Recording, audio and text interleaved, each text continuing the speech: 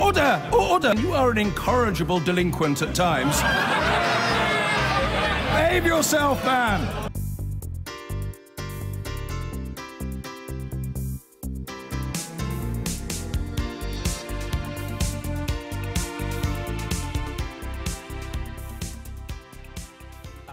Hello and welcome to the London part of the show. I'm Jo Coburn and I'm joined this week by Teresa Pearce, Labour MP for Erith and Thamesmead, and James Brokenshire, Conservative MP for Old Bexley and Sidcup, and former Northern Ireland Secretary.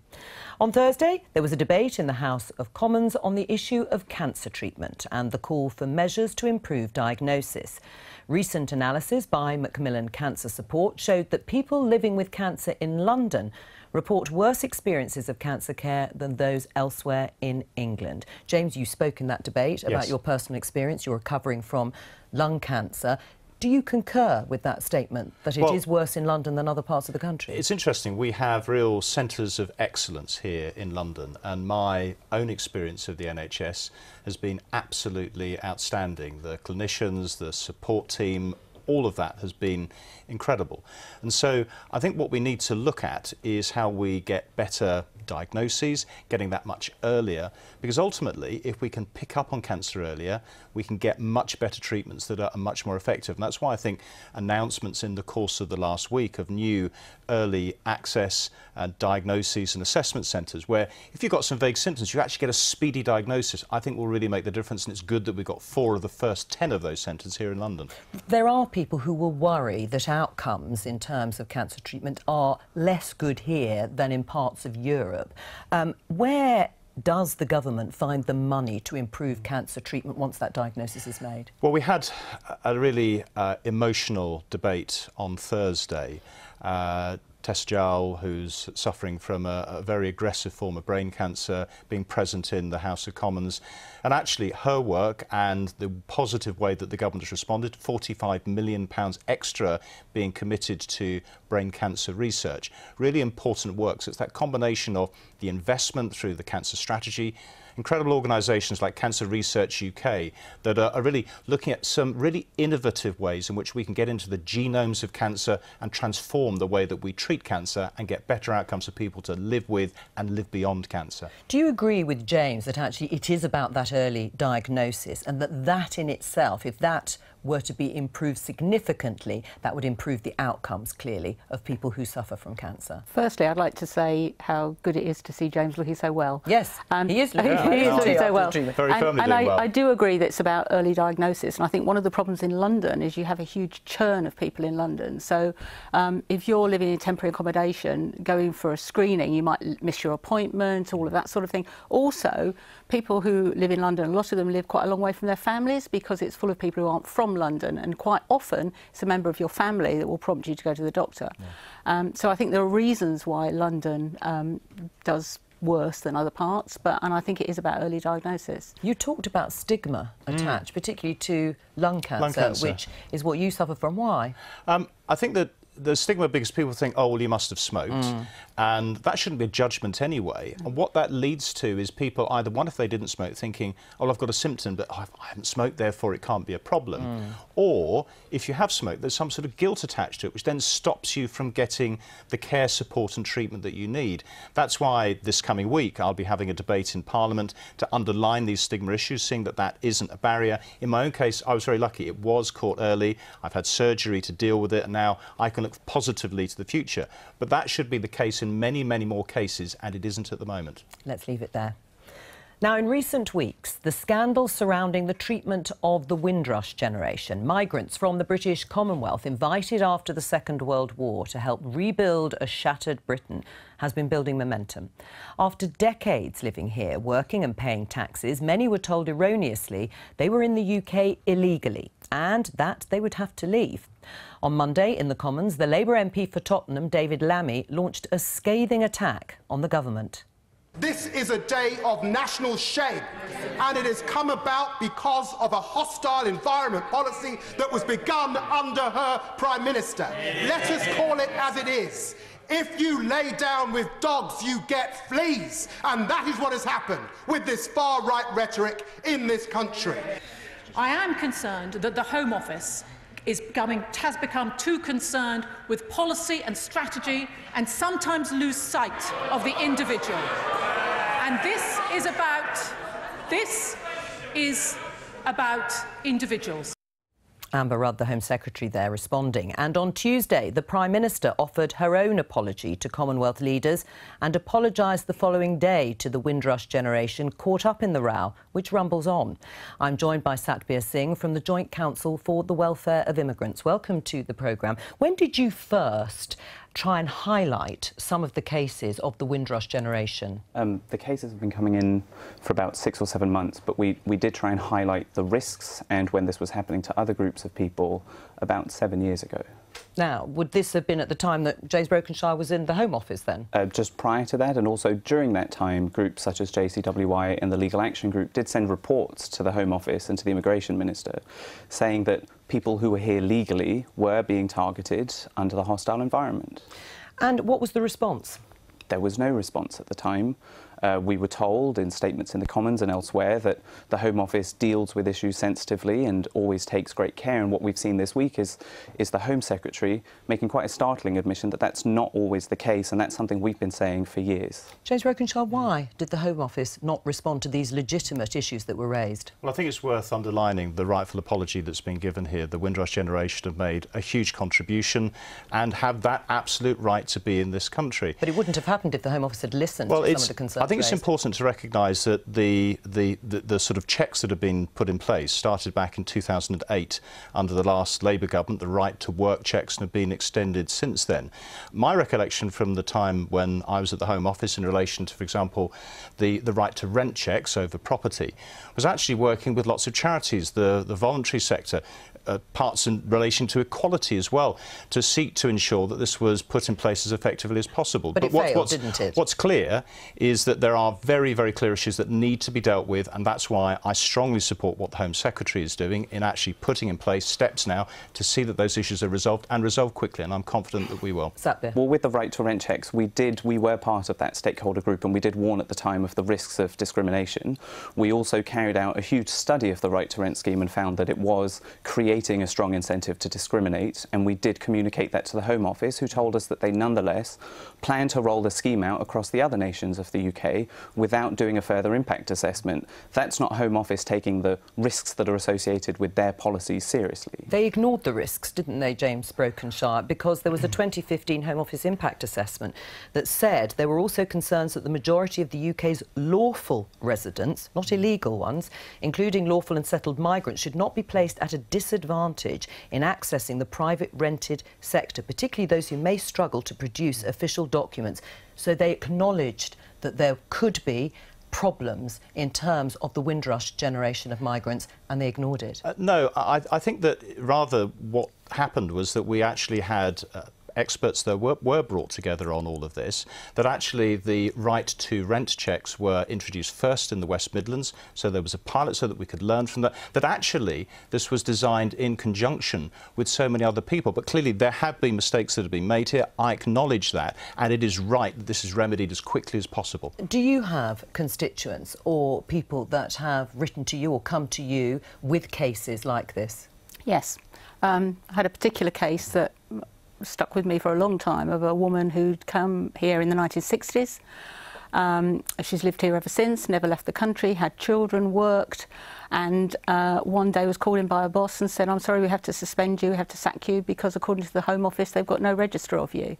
And it took 9 months and quite a few £100 to get her to be registered so that she was eligible to be in the country. She was always eligible, she just didn't have the paperwork. Right, and is that not a significant example of a hostile environment that Theresa May talked about for illegal immigration, that what that did is it also persecuted lawful immigration? I think the steps to ensure that, for example, our health service and other services are not taken advantage of by illegal migrants, and that is not what we're talking about here. We're talking about lawful people who should be here, remains right. But clearly there have been individual cases that should have been dealt with quickly, that people should have been supported, and that's what needs to be remedied and is being remedied through the steps that are being taken. Are you reassured that there is going to be a solution to this? Not at all. We've called the helpline on behalf of clients and found that the helpline is just like the Home Office, not fit for purpose. People don't know what the countries of the Commonwealth are. They've told people who've called that helpline to ask an immigration lawyer for help, and that's exactly what was not supposed to happen under this system. We're being asked to hand over complete details of clients for handing over to the Home Office because the helpline is being run currently by a privately outsourced company that hasn't been briefed. I would have preferred a solution if the Home Secretary had said, we'll roll something out in 2 weeks, but we'll do it properly. But this was clearly the Home Secretary pushing a flat pack solution out of the door, not briefing those staff who are going to deal with this and not taking this issue seriously. It's a sticking plaster. Right. I mean, should they be trained, these people who are running the hotline? Well, I'm obviously not at the Home Office now, but clearly I would want people to be able to deal with things quickly, as I know the Home Secretary would, because we want to see the cases dealt with within 2 weeks, so that if somebody contacts, it is something that is dealt with swiftly, because it is that sense of reassurance, actually underlining that to people who absolutely have contributed, and that needs to happen. Who's in charge of the department?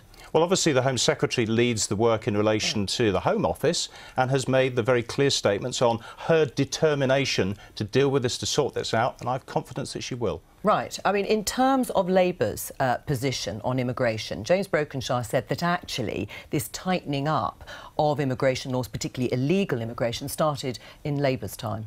Well, I think there was a need to tighten up immigration. I think there was a need to have proper checks. Right. But what we had under the Labour government was we had a fair system. We didn't have this system where sending vans round. We didn't have a system that we've got now. You talked, James, about a 2-week process. At the moment, people are meant to have their applications dealt with within 6 months. That very rarely happens. And what the Home Office is doing at the moment, with simple cases that come forward, they're labelling them complex and not giving any timescale at all. I've got cases of people who have waited 2 years for their application to be dealt with. It's just not on. Right, and it is process, isn't it, as Amber Rudd said, rather than individuals that matter. The Home Office obviously deals with hundreds of thousands of individual cases.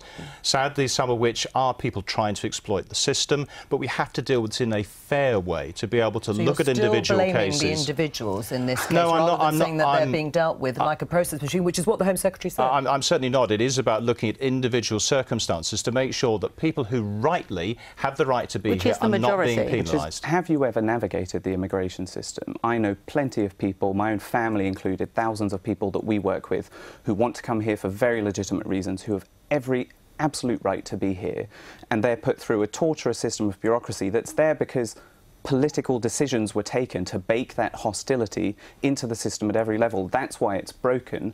You can't blame officials. Political decisions were taken, and there needs to be an inquiry into how those decisions were taken and how the system broke the way it has broken now. The important thing is that we deal with this and get on with this, and that is what we're doing.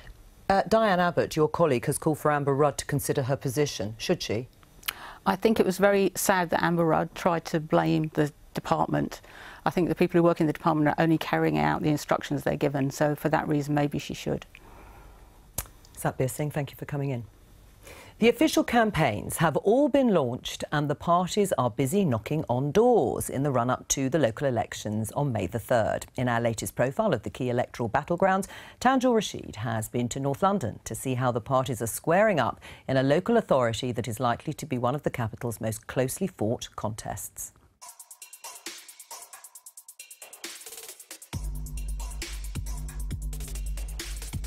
Next stop on the campaign trail, Conservative-run Barnet.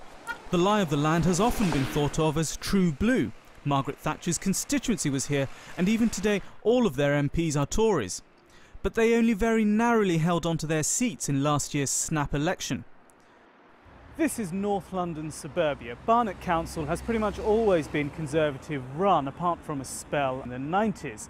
But actually, Labour have managed to hold on to a sizable amount of support in these tree-lined streets. In the last local elections in 2014, Labour won 30 council seats to the Tories' 32, which makes this one of the most closely fought battles. So Labour are turning out in force here, seeking to capitalise on that swing to their party last year. In local elections, no party can rely on national trends, however. The turnout is historically lower and the focus is on local issues. One that Labour are campaigning on is Barnet's outsourcing programme. The council have reneged on their duty of the councillor. If you're running the council, you're meant to be providing the direction, giving hope to people, working with partners. You don't change everybody into clients and customers. And the one thing you don't do is let another outside body who are not accountable make the decisions. We are tied into a 10-year contract. We're not going to break the law. Labour will be in a far better position to negotiate because they'll want to keep the contract. They will need to prove they can deliver for a Labour council. The outsourcing of council services to the private sector has undeniably been a hallmark of Conservative rule in Barnet, with council finances, planning, parking, even a cemetery run by a company called Capita. They have a 10-year contract with the council, which the Tories say has been bringing value for money to local ratepayers. But after the collapse of Carillion, another outsourcing company earlier this year, there's been growing unease about Barnet's relationship with the private sector. Opposition to outsourcing is at the heart of the Lib Dem campaign too. As you know, like about 400 or 500 jobs have been shipped out of Barnet, and we want to see those jobs come back. I was one of them. Oh, well, we've seen huge numbers of contracts and jobs shipped out of Barnet. There's been all sorts of problems with that. To date, there's £116 million of overspend on the project since 2013. These are the key messages that we're policing is extremely important. They've struggled to translate their vote share into seats, but in a borough that voted to remain in the EU, the Lib Dems may capitalise on their anti-Brexit stance. The Tories aren't worried, though. I did want something locally, and it got sorted for me. Well, that's good. I wanted the bench put back for my elderly relatives. Ah, it was you, yes. Yes. Oh, that's good. So They're sure it's their local record that counts, and outsourcing is a part of that. It's a colossal saving over doing these jobs ourselves, and we think we got a good deal, and it's certainly delivered big savings. Every year we're saving £12 million over doing it ourselves. Well, at a time when people are under pressure on council tax, I think that's the right thing to do. Of course, there are glitches, and contractors have to be held to account, so there'll be some very public battles over that. But by and large, we've had reasonable services at an extremely good price. All this is set against Barnet's distinctive demographics. Discontent over anti-Semitism may hurt the Labour vote in London's largest Jewish community, and a rising younger population who live in new flats like these may hurt the Tories. So it's anybody's guess who'll be in control after May the 3rd.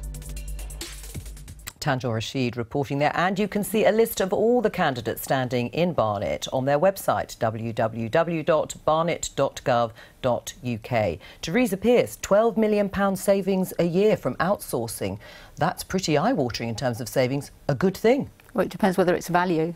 You can get something done cheaper, but is it proper value? It's interesting because my constituency is half in Greenwich, which is a borough that mainly runs its own services, and half in Bexley, which outsources virtually everything, and I can see the difference there. Where you outsource, you lose control, I believe. The closer the service is to the people that want the service, the better it can be. And people mentioned on that film there that its local jobs have gone. They've gone away to Capita call centres. I mean, what does Capita actually do? It wins contracts. It doesn't actually have a trade that it does itself. It just wins contracts. But do you agree that in a funding shortage for councils, saving that sort of money so you can spend it on frontline services is a priority? But it depends whether you do spend it on frontline services. For instance, in Bexley, they outsource everything. The council tax is higher than it is in Greenwich, and if you need anything done like a mattress picked up, the service is much more expensive. So is it value? I don't think it is. Well, is it value for money, James Brokenshire? Because in the aftermath of the Carillion collapse, which obviously drew an awful lot of public and political criticism, shouldn't your party reconsider its sort of dedication to outsourcing?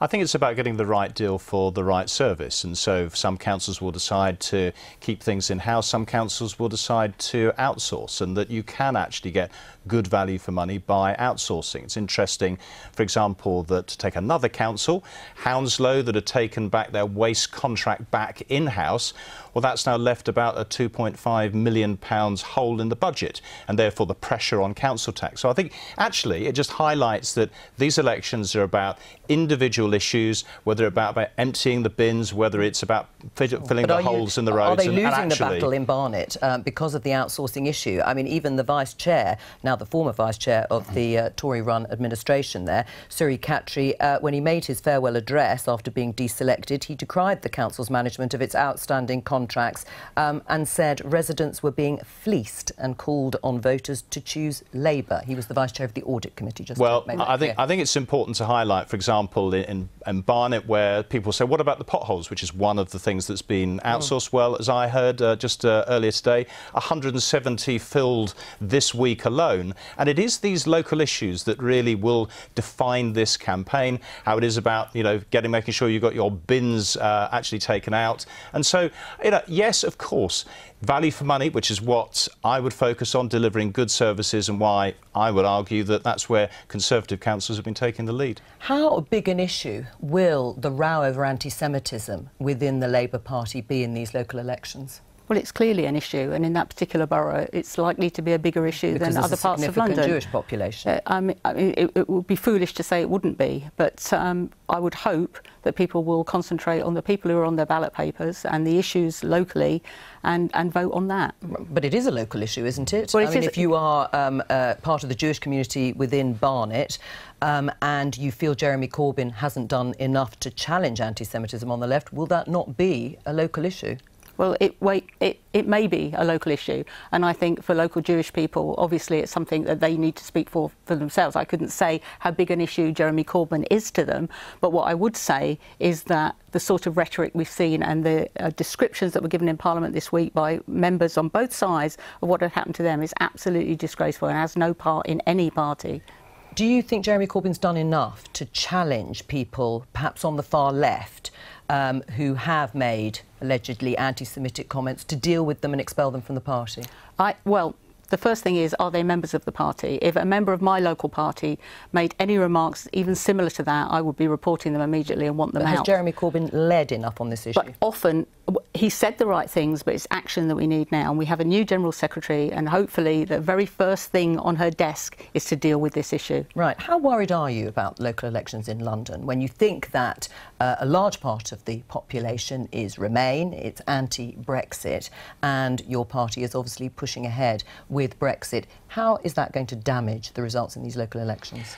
I think, as I've already said, I think it is about the local issues and the local campaigns. But as the results from the general election showed last year, you know, it is a tough battle that we are facing in London.